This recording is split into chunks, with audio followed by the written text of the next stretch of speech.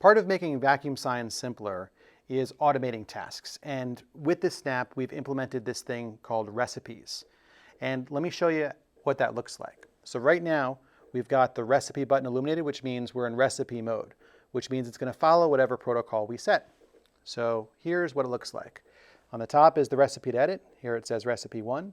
Next is the recipe to run, which is recipe 1. So if we go into edit the recipe, what we can do is we can define a series of times and pressure levels, vacuum points, to follow through.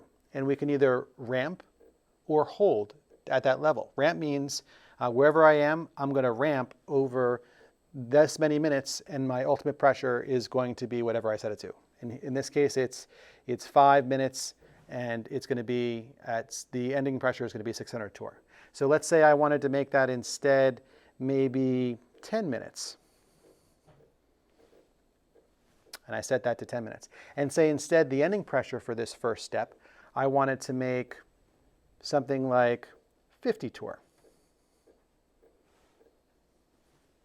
And what I wanted to do is make sure that I ramp there. So I would actually, in this step, I'd say ramp there. So don't go straight there, but ramp there. And I can go through a total of 8 steps with that. Once I save this recipe and I select that recipe that I just edited, now when I go back to the home screen and I press play, it'll go through and it'll follow those steps. That's recipes, and there's a lot of power in recipes.